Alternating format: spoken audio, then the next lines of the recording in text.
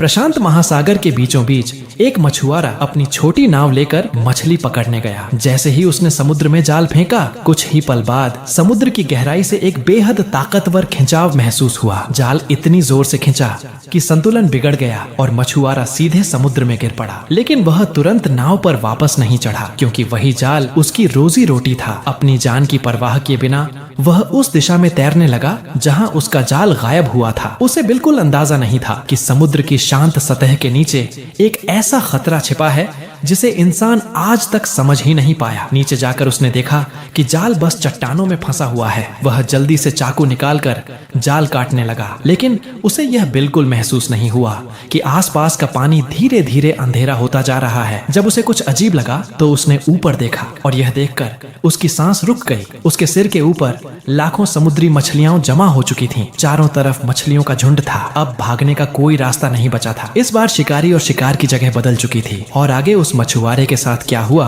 यह समझना मुश्किल नहीं, लेकिन असली डरावनी कहानी अब शुरू होने वाली थी। कुछ समय बाद समुद्र किनारे एक विशाल किलर व्हेल की लाश बहकर आई। उसके शरीर पर गहरे और खतरनाक घाव थे। स्पष्ट था यह प्राकृतिक मौत नहीं थी। समुद्री वैज्ञानिकों को शक हुआ कि शायद मछुआरों ने हमला किया है, लेकिन जब बंदरगाह पर पूछताछ हुई तो सच्चाई बिल्कुल उलटी निकली। मछुआरों ने बताया कि व्हेल ने खुद उनकी नावों पर हमला शुरू किया था। जान बचाने के लिए उन्हें हथियार उठाने पड़े, लेकिन यह बात समझ से बाहर थी, क्योंकि किलर व्हेल हमेशा झुंड में रहती है और कभी अकेले उथले पानी में हमला नहीं करती। व्हेल विशेषज्ञ किट इस रहस्य को समझ नहीं पा रहा था। उसे एक और अजीब बात परेशान कर रही थी। हर साल इस मौसम में हजारों हम्पबैक व्हेल इस इलाके में आती थी, लेकिन इस बार एक भी व्हेल दिखाई नहीं दी। अगले ही दिन सोनार मशीन में अचानक बड़ी संख्या में व्हेल दिखाई दी। किट तुरंत अपनी स्पीड बोट लेकर उनके पास पहुंच गया और आवाज रिकॉर्ड करने वाला यंत्र समुद्र में डाल दिया। हेडफोन में व्हेल की आवाज सुनकर उसका डर थोड़ा कम हुआ, लेकिन तभी एक विशाल हम्पबैक व्हेल अचानक उसकी नाव के पास आ गई। वह ऐसे रुकी जैसे जानबूझकर किट को देख रही हो। उसकी ठंडी नजरें देखकर किट के शरीर में सिहरन दौड़ गई। कुछ सेकंड बाद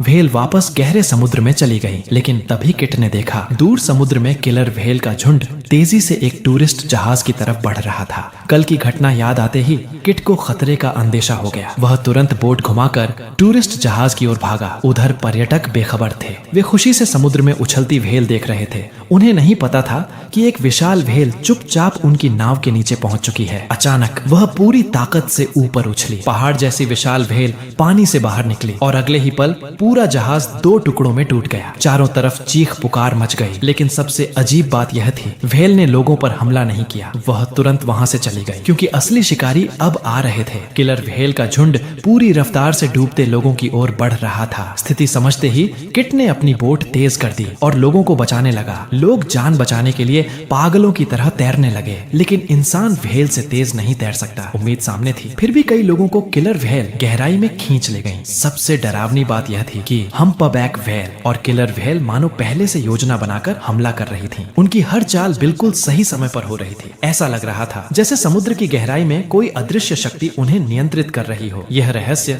अब विज्ञान की समझ से बाहर था और यहीं से शुरू होती है समुद्र के सबसे खतरनाक सच की खोज। जब मालवाहक जहाज जांच के लिए बंदरगाह पहुंचा तो असली कारण सामने आया। जहाज का कंट्रोल सिस्टम खराब नहीं हुआ था। असल में जहाज का रडर लाखों समुद्री जीवों से पूरी तरह जाम हो चुका था। लेकिन सबसे चौंकाने वाली बात यह थी, समुद्र में निकलने से पहले जहाज का निचला हिस्सा बिल्कुल साफ था और इन जीवों की बढ़ने की रफ्तार इतनी तेज नहीं होती कि सिर्फ 18 दिनों में करोड़ों की संख्या में फैल जाए। यह देखकर वैज्ञानिक किट पूरी तरह हैरान रह गया। अब मामला सामान्य नहीं लग रहा था, इसलिए उसने उन जीवों के कुछ सैंपल लेकर लैब में जांच करने का फैसला किया और यहीं से पूरी सच्चाई सामने आने लगी। जांच में पता चला उन जीवों के शरीर के अंदर एक ऐसी अजीब फंगस मौजूद थी जिसे विज्ञान ने पहले कभी नहीं देखा था। सिर्फ शक दूर करने के लिए किट ने समुद्र किनारे मिली मरी हुई किलर व्हेल का भी पोस्टमार्टम किया, लेकिन जो उसने देखा उसने उसकी सोच ही बदल दी। उसी तरह की फंगस व्हेल के दिमाग के अंदर भी मौजूद थी। अब यह नामुमकिन था, क्योंकि व्हेल एक स्तनधारी जीव है और ये छोटे समुद्री जीव बिल्कुल अलग प्रजाति के। दोनों में एक जैसी फंगस होना प्रकृति के नियमों के खिलाफ था। अब किट को समझ आया यही फंगस समुद्री जीवों को बदल रही है और शायद व्हेल को पागल भी बना रही है। सच्चाई तक पहुंचने के लिए किट ने उन सभी जगहों जगहों को मैप पर जोड़ा जहां व्हेल ने जहाजों पर हमला किया था। लेकिन जब सभी लोकेशन जुड़ी तो एक डरावना पैटर्न सामने आया। वो सभी जगहें व्हेल के माइग्रेशन रूट यानी उनके सफर का रास्ता थी। मतलब साफ था, इस रहस्यमयी फंगस का स्रोत उसी रास्ते में कहीं मौजूद है। अगले ही दिन किट और उसकी टीम व्हेल के झुंड का पीछा करने निकल पड़े। खतरे से बचने के लिए उन्होंने इंतजार किया जब व्हेल गहरी नींद में थीं।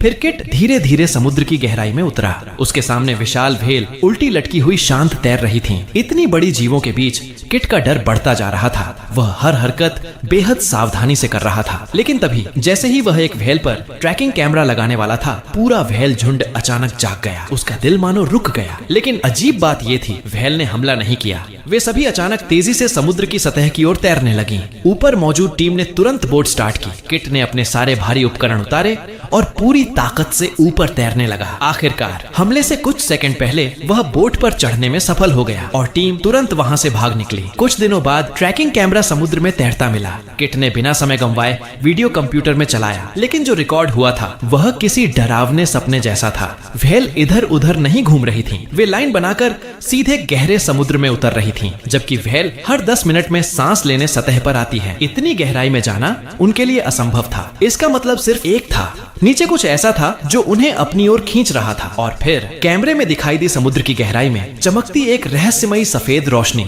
वह रोशनी अजीब आवाजें निकाल रही थी। व्हेल उसके पास पहुंचकर शांत खड़ी हो गई, मानो किसी शक्ति की पूजा कर रही हो। वैज्ञानिक पूरी तरह उलझ गए, क्योंकि इतनी गहराई में लगातार चमकने वाला कोई जीव आज तक नहीं मिला था। लेकिन उन्हें नहीं पता था, कुछ दिन पहले इस रोशनी ने एक और भयानक घटना को जन्म दिया था। एक रिसर्च जहाज के नीचे अचानक समुद्र का पानी उबलने लगा। अजीब आवाजें गूंजने लगीं। पूरा जहाज जोर जोर से कांपने लगा और देखते ही देखते बिल्कुल सही हालत में मौजूद जहाज सीधे समुद्र में डूब गया। कोई विस्फोट नहीं, कोई टक्कर नहीं, बस गायब। जब रेस्क्यू फुटेज देखी गई तो डूबे जहाज के चारों तरफ वही सफेद रोशनी घूम रही थी और कान फाड़ देने वाली आवाजें अब भी सुनाई दे रही थीं। यह दृश्य देखकर अनुभवी वैज्ञानिक भी डर गए। लेकिन असली सुराग मिला इंटर्न केली को। उसे अपनी दोस्त का दुर्घटना से पहले भेजा गया वीडियो मिला। वीडियो के आखिरी हिस्से में खिड़की के बाहर धीरे धीरे वही सफेद रोशनी उभर रही थी और यहीं से समुद्र का सबसे खतरनाक रहस्य सामने आने वाला था। वीडियो में दिखाई दे रही वह रहस्यमयी रोशनी समुद्र की गहराई में दिखी रोशनी से बिल्कुल मिलती जुलती थी। और सबसे डरावनी बात, दोनों जगह एक जैसी तेज और कान चुभाने वाली आवाज भी सुनाई दे रही थी। अब केली को शक यकीन में बदलता हुआ महसूस हुआ। सच्चाई जानने के लिए उसने वीडियो की आवाज और समुद्र से रिकॉर्ड हुई आवाज को अलग अलग निकालकर उनकी तुलना की। जब दोनों ऑडियो को मिलाया गया तो परिणाम देखकर उसके होश उड़ गए। दोनों आवाजें लगभग एक जैसी थीं। अब केली समझ चुकी थी जहाज का डूबना कोई हादसा नहीं था, उसके पीछे यही रहस्यमयी घटनाएं जिम्मेदार थीं। बिना देर किए उसने तुरंत पुराने प्रोफेसर से संपर्क किया और अपने सारे सबूत उन्हें दिखाए। लेकिन यह सब उनकी सोच से परे था। जिद्दी प्रोफेसर ने केली की बात मानने से साफ इनकार कर दिया। उनका मानना था कि समुद्र में कोई अलौकिक शक्ति मौजूद नहीं हो सकती और इसी बात को लेकर दोनों के बीच जोरदार बहस हो गई। आखिरकार दोनों गुस्से में अलग हो गए। लेकिन पास में मौजूद प्रोफेसर निशितानी ने इस बात को गंभीरता से लिया। घर पहुंचने के बाद उन्हें अपने छात्र किट से एक रिसर्च वीडियो मिला। जब उन्होंने तुलना की तो उसमें दिख रही सफेद रोशनी और अजीब आवाजें केली की खोज से बिल्कुल मिलती थीं। टेस्ट करने पर यह बात पूरी तरह सही साबित हुई। अब महिला प्रोफेसर को एहसास हुआ कि उन्होंने केली पर शक करके गलती की, लेकिन उनका अहंकार उन्हें माफी मांगने नहीं दे रहा था। इसलिए जब वह वैश्विक समुद्री सम्मेलन में जाने लगी तो रास्ते में उन्होंने वीडियो केली को सौंप दिया और उसकी खोज को स्वीकार कर लिया। दोनों के रिश्ते भी धीरे धीरे सामान्य होने लगे और अब सच्चाई पहले से ज्यादा करीब थी। लेकिन तभी इतिहास की सबसे बड़ी आपदा शुरू हो गई। एक लैब में काम कर रहा वैज्ञानिक अचानक देखता है कि सभी लोगों के मोबाइल फोन एक साथ बजने लगे। जब उसने स्क्रीन देखी तो वहाँ सुनामी की आपात चेतावनी दिखाई दे रही थी और चेतावनी वाले 3 शहरों में केली का शहर भी शामिल था। घबराकर उसने तुरंत केली को फोन किया, लेकिन केली प्रोफेसर को हेलीकॉप्टर तक छोड़ने गई थी और अपना फोन साथ नहीं लाई थी। खुशकिस्मती से उड़ान भरने से ठीक पहले प्रोफेसर को रिसर्च सेंटर से सूचना मिल गई और सुनामी आने से कुछ ही मिनट पहले उन्होंने केली को वहां से निकाल लिया। कुछ ही पलों में केली का समुद्र किनारे बना स्टेशन पूरी तरह तबाह हो गया। वह डर से कांप उठी, लेकिन कम से कम उसकी जान बच गई थी। दूसरे शहरों के लोग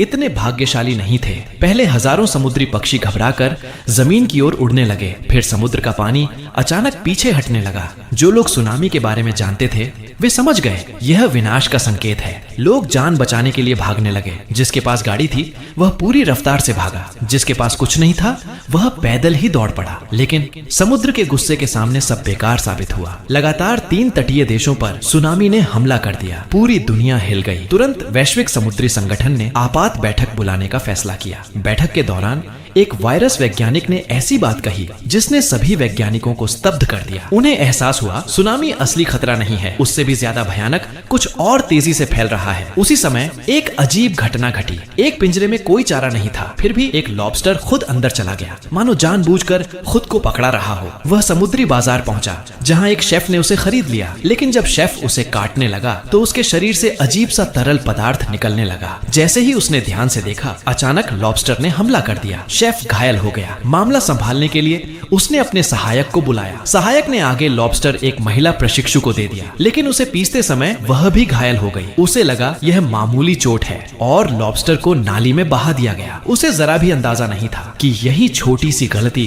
पूरे शहर के लिए मौत का कारण बनने वाली है। उसी रात शेफ को अचानक कमजोरी महसूस हुई। घर जाते समय वह सड़क पर गिर पड़ा। उसके मुंह से काला खून निकला और वहीं उसकी मौत हो गई। अगले दिन सहायक भी गंभीर हालत में अस्पताल पहुंचा। डॉक्टरों को बीमारी समझ ही नहीं आ रही थी। वे सिर्फ देखते रहे और मरीज दर्द में मर गया। अब सच्चाई जानने के लिए डॉक्टर अन्ना सीधे रेस्टोरेंट मैनेजर के पास पहुंची, लेकिन उसे भी सिर्फ इतना पता था उस दिन एक अजीब लॉबस्टर आया था और उसके संपर्क में आने वाले 2 लोग मर चुके थे। अब कहानी ने सबसे खतरनाक मोड़ ले लिया था। रेस्टोरेंट की बची हुई आखिरी प्रशिक्षु लड़की भी आज सुबह बीमार होने की वजह से छुट्टी लेकर घर चली गई थी। यह सुनते ही डॉक्टर अन्ना तुरंत उसके घर का पता लेकर वहां पहुंची, लेकिन वहां जो दृश्य था उसे देखकर वह सन्न रह गई। लड़की की मौत हो चुकी थी और उसकी हालत भी बाकी दोनों लोगों जैसी ही थी। अब यह साफ हो चुका था, बीमारी की असली वजह वही रहस्यमयी लॉबस्टर था। सच्चाई जानने के लिए अन्ना तुरंत लैब पहुंची। उसने मृत सहायक के खून की एक बूंद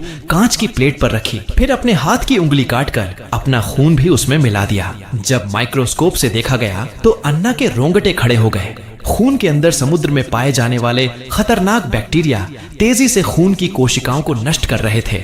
उनकी रफ्तार इतनी तेज थी कि कुछ ही पलों में स्वस्थ कोशिकाएं खत्म हो रही थीं। सबसे चौंकाने वाली बात यह थी, मानव शरीर में इन समुद्री बैक्टीरिया से लड़ने की प्राकृतिक क्षमता होती है और इतिहास में ऐसा कोई बैक्टीरिया दर्ज नहीं था जो इंसानों को इतनी जल्दी मार सके। लेकिन यह बैक्टीरिया अलग था। यह सफेद रक्त कोशिकाओं के हमले से भी बच रहा था और जैसे ही मानव खून से मिल रहा था जहरीला पदार्थ बना रहा था। अन्ना को राहत थी कि उसने समय रहते इसे पहचान लिया, क्योंकि अगर यह फैल गया तो पूरी मानव सभ्यता खतरे में पड़ सकती थी। लेकिन उसे बिल्कुल अंदाजा नहीं था कि संक्रमण पहले ही शहर में फैल चुका था। शहर के एक कार वॉश सेंटर में एक कर्मचारी अचानक कमजोर पड़ गया। कुछ ही सेकंड में उसके मुंह से काला खून निकलने लगा और वह जमीन पर गिर पड़ा। धीरे धीरे ऐसे मरीजों की संख्या बढ़ने लगी, लेकिन सबसे अजीब बात, इनमें से किसी ने भी समुद्री खाना नहीं खाया था। तभी अन्ना को रेस्टोरेंट मैनेजर की बात याद आई। लॉबस्टर को कचरा पीसने वाली मशीन में डाल दिया गया था, मतलब बैक्टीरिया सीधे नालियों के रास्ते शहर की पानी सप्लाई में पहुंच चुका था। यह सुनकर उसके सहायक का चेहरा सफेद पड़ गया, क्योंकि सिर्फ एक फोन कॉल के दौरान ही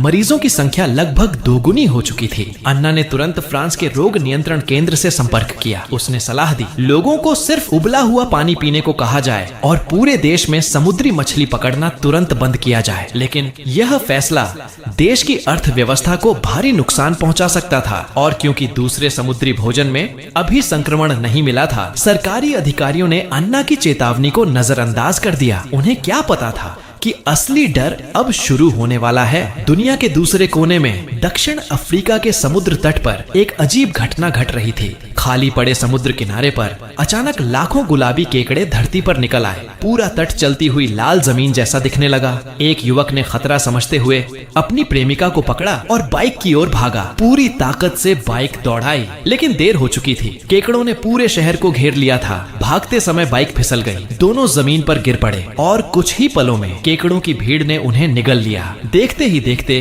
पूरा शहर केकड़ों से भर गया और ऐसी घटनाएं दुनिया के कई देशों में होने लगी। जब अन्ना ने यह खबर देखी तो उसे सब कुछ जुड़ा हुआ लगा। पहले लॉबस्टर, अब केकड़े और दोनों में एक जैसा घातक संक्रमण। अगले दिन अन्ना ने केकड़ों के नमूने मंगवाए। उनका पेट काट कर अंदर का तरल निकाला गया। जब उसे इंसानी खून के साथ मिलाया गया तो परिणाम चौंकाने वाला था। केकड़ों में मौजूद बैक्टीरिया लॉबस्टर वाले बैक्टीरिया से बिल्कुल समान था, लेकिन असली रहस्य अभी बाकी था। इन केकड़ों की आंखें ही नहीं थीं, मतलब वे गहरे समुद्र में रहने वाले जीव थे जो सामान्य परिस्थितियों में जमीन पर जिंदा रह ही नहीं सकते। फिर वे इंसानों पर हमला कैसे कर रहे थे, अन्ना समझ नहीं पा रही थी। तभी उसके सहायक ने एक धार्मिक कहानी का जिक्र किया जहां भगवान ने मानव पापों की सजा देने के लिए प्रकृति को हथियार बना दिया था। पहले अन्ना ने इसे मजाक समझा, लेकिन धीरे धीरे उसे एहसास होने लगा शायद यह सजा है। जरूरी नहीं कि कोई भगवान हो, लेकिन समुद्र में मानव से भी ज्यादा बुद्धिमान कोई जीवन मौजूद हो सकता है। जैसे इंसान जानवरों को नियंत्रित करता है, वैसे ही कोई अज्ञात शक्ति समुद्री जीवों को नियंत्रित कर रही थी। और अगर यह सच था तो इंसान अब इस ग्रह का मालिक नहीं रहा। अब अन्ना को यकीन हो चुका था कि समुद्र में कुछ बहुत बड़ा हो रहा है, लेकिन उसकी बातों के पीछे कोई पक्का वैज्ञानिक सबूत नहीं था। इसलिए सरकार ने उसकी चेतावनी को गंभीरता से नहीं लिया। तब अन्ना ने फैसला किया वह अपनी बात दुनिया के सबसे बड़े वैश्विक समुद्री संरक्षण सम्मेलन में रखेगी। उसे उम्मीद थी कि शायद वहाँ के वैज्ञानिक उसकी बात समझ पाए, लेकिन वैज्ञानिकों के लिए नए वायरस का मिलना कोई नई बात नहीं थी। जैसे ही अन्ना ने कहा कि समुद्री जीव जानबूझकर इंसानों के पानी को संक्रमित कर रहे हैं, पूरा हॉल शांत हो गया। कुछ लोग हंसना चाहते थे तो कुछ डर भी गए, क्योंकि उनके अनुसार एक साधारण केकड़ा इंसानों के खिलाफ योजना कैसे बना सकता है। अन्ना ने बहुत समझाने की कोशिश की, लेकिन समिति के सदस्य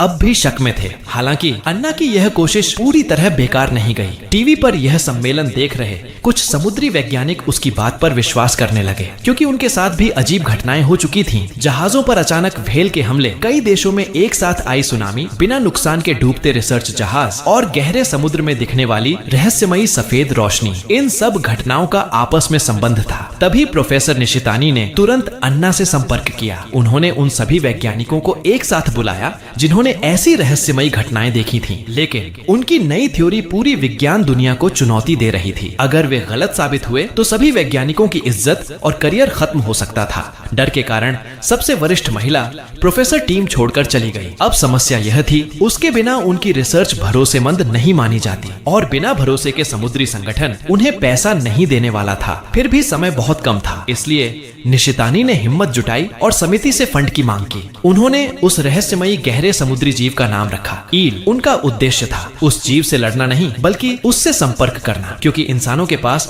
उससे मुकाबला करने की ताकत ही नहीं थी। लेकिन सबूत कम होने के कारण समिति ने उनकी फंडिंग तुरंत खारिज कर दी। तभी एक जापानी शिपिंग कंपनी के मालिक ने उनकी बात सुनी और चौंकाने वाला फैसला लिया। उसने कहा वह इस मिशन को खुद फंड करेगा, क्योंकि अगर समुद्र नाराज हुआ तो सबसे पहले जहाज उद्योग ही खत्म होगा। अब टीम के पास पैसा था और मिशन शुरू हो गया। वैज्ञानिकों की टीम रिसर्च जहाज में बैठकर उत्तर ध्रुव की ओर निकल पड़ी, क्योंकि जांच में पता चला था ईल की आवाज सबसे ज्यादा उत्तर और दक्षिण ध्रुव के पास सुनाई देती है और पिघलती बर्फ की वजह से उत्तर ध्रुव पहुंचना आसान था। अब सवाल था उस जीव से संपर्क कैसे किया जाए। टीम की ध्वनि विशेषज्ञ ने एक अनोखा तरीका चुना। उन्होंने ईल की आवाज में मानव बच्चे के रोने की आवाज मिला दी, ताकि वह जीव समझ सके कोई उससे बात करने की कोशिश कर रहा है। जैसे ही जहाज ईल के क्षेत्र में पहुंचा, समुद्र की गहराई में यह आवाज भेजी गई। उधर केली और एक नाविक पनडुब्बी लेकर समुद्र की गहराई में उतर गए। लेकिन कुछ ही देर बाद केली ने सोनार स्क्रीन पर देखा बहुत बड़ी संख्या में अज्ञात जीव उनकी ओर तेजी से बढ़ रहे थे। चारों तरफ देखा, लेकिन वहां सिर्फ घना अंधेरा था। तभी समुद्र की गहराई से एक आवाज सुनाई दी, मानो ईल ने जवाब दिया हो। पूरी टीम उत्साहित हो गई, लेकिन अगले ही पल जहाज के सारे इलेक्ट्रॉनिक सिस्टम खराब होने लगे। पनडुब्बी का संपर्क मदरशिप से टूट गया। कप्तान का चेहरा डर से सफेद पड़ गया। सोनार पर सैकड़ों जीव तेजी से करीब आ रहे थे। उसने तुरंत आदेश दिया, आवाज प्रसारण बंद करो। उधर पनडुब्बी में नाविक ने मिशन रोककर वापस लौटने का फैसला किया, लेकिन केली अभी भी इंतजार करना चाहती थी। वह जानना चाहती थी आखिर अंधेरे में क्या छिपा है। नाविक ने जोखिम उठाया और सहमति दे दी। सावधानी के लिए उसने पनडुब्बी की सारी लाइट बंद कर दी। अब चारों तरफ पूरी तरह अंधेरा था। समुद्र शांत था। समय बीतता गया, लेकिन कुछ दिखाई नहीं दिया। और तभी यहीं से कहानी का सबसे खतरनाक खुलासा शुरू होने वाला है। लंबे समय तक समुद्र की गहराई में बंद रहने की वजह से नाविकों के मन में डर धीरे धीरे बढ़ने लगा था। जब केल्ली ने वापस लौटने का कोई इरादा नहीं दिखाया तो एक नाविक ने तुरंत फैसला लिया। उसने पनडुब्बी की सारी लाइटें चालू कर दी और गहरे समुद्र से निकलकर मुख्य जहाज की तरफ लौटने लगा। जैसे जैसे पनडुब्बी माँ जहाज के पास पहुंचने लगी वैसे वैसे संचार प्रणाली भी फिर से काम करने लगी। यह देखकर सभी लोगों ने राहत की सांस ली। लेकिन तभी केल्ली ने पानी के अंदर एक अजीब सी सफेद चमक देखी। उसे लगा शायद यह सिर्फ कांच पर पड़ रही रोशनी का असर होगा, इसलिए उसने इस बात पर ज्यादा ध्यान नहीं दिया। पर असली डर तो अभी बाकी था। टीम की सदस्य शाओमेई जब अकेली पनडुब्बी के केबिन में थी तब उसने पानी के टैंक में चारों तरफ फैली हुई सफेद रोशनी देखी। शुरुआत में उसे यह बहुत दिलचस्प लगा, लेकिन अगले ही पल पूरे जहाज की लाइटें तेजी से झिलमिलाने लगीं। अब उसके चेहरे पर साफ डर दिखाई देने लगा। हालांकि कुछ ही सेकंड बाद बिजली व्यवस्था फिर से सामान्य हो गई। इसके बाद कप्तान ने कैमरे में देखा कि शाओमेई बेहोश पड़ी हुई है। डॉक्टर एना ने जांच की तो पता चला कि उसके सिर पर जोरदार चोट लगी है, जिससे दिमाग में खून बहने लगा था। एना के लिए यह इलाज आसान था, लेकिन इलाज के दौरान उसने देखा कि शाओमेई के हाथों पर लाल धब्बे तेजी से फैल रहे हैं। सच जानने के लिए एना ने उसकी रीढ़ की हड्डी का द्रव जांच के लिए निकाला और रिपोर्ट देखकर उसके होश उड़ गए। शाओमेई के शरीर में वही तत्व मौजूद था जो केकड़े के शरीर में पाया जाता है। इसका मतलब साफ था, रहस्यमयी जीव इल अब जहाज के अंदर आ चुका था और उसका शाओमेई से सीधा संपर्क हुआ था। यह सुनते ही केल्ली को अचानक याद आया कि जहाज में प्रवेश करते समय उसने वही सफेद रोशनी देखी थी, लेकिन अभी तक कोई नहीं जानता था कि इल इंसान के शरीर में क्यों गया। तुरंत कप्तान ने आदेश दिया पनडुब्बी के केबिन को पूरी तरह बंद कर दिया जाए और कोई भी वहां अकेले न जाए। लेकिन उसी रात कुछ ऐसा हुआ जिसने सबको हिला दिया। केल्ली जब निगरानी कर रही थी तब उसने देखा कि पानी के टैंक में मौजूद इल अचानक तेज रोशनी छोड़ने लगा। कुछ ही सेकंड में वह अपना आकार बदलने लगा। पहले वह समुद्री तारे जैसा बना, फिर स्टिंगरे, फिर शार्क और आखिर में विशाल ऑक्टोपस का रूप ले लिया। यह देखकर मॉनिटर के सामने खड़े सभी वैज्ञानिक हैरान रह गए। सबसे चौंकाने वाली बात यह थी कि ये सभी जीव समुद्र के प्राचीन जीव थे, जिन्हें जीवित जीवाश्म कहा जाता है। इस खोज के बाद मिशन को पैसा देने वाला व्यक्ति भी बेहद उत्साहित हो गया और उस रहस्यमयी जीव को खुद देखना चाहता था। तभी टीम की एक वैज्ञानिक ने बताया कि इल द्वारा निकाली गई आवाजों को विश्लेषण करने पर एक अजीब नक्शा मिला है। वह नक्शा था आज से लगभग 250 करोड़ वर्ष पहले की पृथ्वी का। यानी इल के पास करोड़ों वर्षों की यादें मौजूद थीं, मानो वह इंसानों को चेतावनी दे रहा हो कि समुद्र इंसानों से कहीं ज्यादा पुराना है और इंसानों को यहाँ मनमानी करने का अधिकार नहीं है। हालांकि यह चेतावनी जैसी बात थी, लेकिन क्योंकि शाओमेई अभी जीवित थी, केल्ली को लगा कि इल इंसानों का दुश्मन नहीं है। आगे अध्ययन करने के लिए वैज्ञानिकों ने पानी के टैंक से थोड़ा समुद्री पानी निकाला और एना को जांच के लिए दिया। लेकिन प्रयोग के दौरान एना ने एक हैरान कर देने वाली खोज की। एक साधारण धातु ग्रीन कॉपर एल को मार सकती थी। अब इंसानों के पास उस शक्तिशाली जीव का सामना करने का तरीका था। कुछ लोगों ने सुझाव दिया कि पहले टैंक में इसका परीक्षण किया जाए और फिर समुद्र में इस्तेमाल किया जाए, लेकिन निशिगाया ने इसका विरोध किया। उसका कहना था कि दोस्ताना दिख रहे जीव के खिलाफ युद्ध शुरू करना गलत होगा। अगर ईल के खत्म होने से समुद्री संतुलन बिगड़ गया तो समुद्र के साथ साथ इंसान भी खत्म हो सकते हैं। ज्यादातर वैज्ञानिक उसकी बात से सहमत थे, लेकिन पैसे देने वाली टीम पीछे हटने को तैयार नहीं थी। आखिरकार एना ने बीच का रास्ता चुना। पहले टैंक में परीक्षण किया जाएगा, फिर आगे फैसला होगा। निशिगाया जानती थी कि यह फैसला इल के साथ बने विश्वास को तोड़ सकता है, लेकिन अब बहुत देर हो चुकी थी। इसके बाद एना ने एक नाविक के साथ मिलकर ग्रीन कॉपर की सिर्फ एक बूंद पानी के टैंक में डाल दी। जैसे ही वह बूंद पानी में घुली, इल तेज सफेद रोशनी से चमकने लगा। पूरा जहाज कांपने लगा और सबकी डरी हुई आंखों के सामने इल का नीला शरीर धीरे धीरे बदलकर पूरी तरह काला हो गया। अब कुछ भयानक होने वाला था। तेज और डरावनी आवाज अचानक बंद हो गई, लेकिन उसी पल पूरे जहाज की बिजली व्यवस्था पूरी तरह ठप हो गई। जब एना होश में आई तो उसने देखा कि एक नाविक पानी के टैंक में बिना हिले डुले तैर रहा है। उसे बाहर निकाला गया, लेकिन तब तक बहुत देर हो चुकी थी। वह मर चुका था। अभी जो भयानक ध्वनि तरंग फैली थी उसने जहाज की लगभग सारी मशीनों को बेकार कर दिया था। लेकिन सबसे अजीब बात यह थी,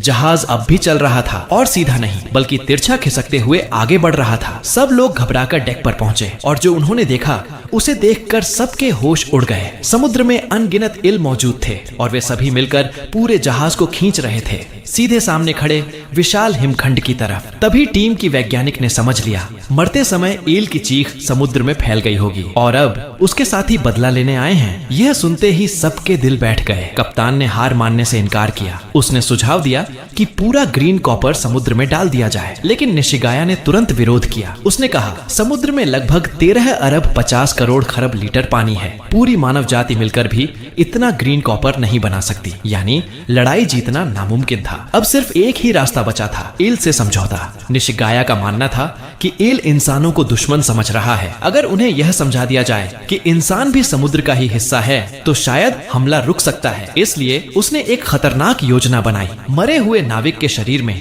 ईल के कोशिकाएं डालकर उसे समुद्र में छोड़ दिया जाए, ताकि ईल देख सके कि इंसान और वह एक दूसरे से जुड़ सकते हैं। लेकिन इसके लिए किसी को पनडुब्बी लेकर ईल के बेहद करीब जाना होगा, और यह जोखिम भरा काम केल्ली ने खुद उठाया। उधर समय तेजी से खत्म हो रहा था, क्योंकि ईल जहाज को हिमखंड से टकराने वाला था। इतना ही नहीं, उन्होंने चारों तरफ छोटे छोटे हिमखंड लाकर जहाज को घेर लिया। अब बचने का रास्ता लगभग बंद हो चुका था। जल्दी जल्दी योजना शुरू की गई। केल्ली गहरे समुद्र में उतर गई, जबकि जहाज पर मौजूद टीम इंसानों के विकास की आवाजें और चित्र प्रसारित करने लगी, जिससे ईल समझ सके कि इंसान भी समुद्री जीवों से ही विकसित हुए हैं, यानी सबका पूर्वज एक ही है। आखिरकार केल्ली सुरक्षित ईल के झुंड तक पहुंच गई, लेकिन एक नई समस्या सामने आ गई। नाविक की मौत को काफी समय हो चुका था। उसकी कोशिकाएं लगभग नष्ट हो चुकी थीं। केल्ली को डर था कि अगर ईल ने इसे अस्वीकार कर दिया तो स्थिति और भयानक हो सकती है। तभी उसने एक चौंकाने वाला फैसला लिया, वह खुद प्रयोग बनेगी। निशिगाया ने उसे रोकने की पूरी कोशिश की, क्योंकि पनडुब्बी से बाहर निकलते ही गहरे समुद्र का दबाव इंसान को तुरंत मार सकता था। लेकिन केल्ली को अंदर से अजीब सा विश्वास था कि वह नहीं मरेगी। उसने बिना किसी की बात सुने संचार बंद कर दिया और ईल को अपने शरीर में इंजेक्ट कर लिया। फिर उसने पनडुब्बी का दरवाजा खोल दिया। बर्फ जैसा ठंडा समुद्री पानी तेजी से अंदर भरने लगा, जब तक कि वह पूरी तरह पानी में डूब नहीं गई। तभी कुछ चमत्कारी हुआ। ईल ने खुद पनडुब्बी के अंदर प्रवेश किया और केल्ली को धीरे धीरे बाहर ले आया। उसने केल्ली को पूरी तरह अपने प्रकाश में लपेट लिया। उस पल केल्ली का शरीर चमकने लगा, मानो कोई बच्चा अपनी माँ की गोद में सुरक्षित सो रहा हो। उसी समय जहाज पर मौजूद लोगों ने देखा, चारों तरफ के हिमखंड धीरे धीरे हटने लगे। सबको लगा केल्ली ने अपनी जान देकर ईल को शांत कर दिया, लेकिन सच्चाई कुछ और थी। ईल के साथ मिलते ही केल्ली का शरीर पूरी तरह बदल चुका था। जब वह दोबारा दिखाई दी तो समुद्री लहरें उसे उत्तर ध्रुव के एक रहस्यमयी काले समुद्र तट पर ले आई थीं। अब उसके अंदर गहरे समुद्र में जीवित रहने की शक्ति आ चुकी थी, ठीक वैसे ही जैसे पहले एक केकड़ा ईल के संपर्क में आने के बाद जमीन पर जीवित रह पाया था। शायद इसी वजह से केल्ली को पहले से यकीन था कि वह मरेगी नहीं।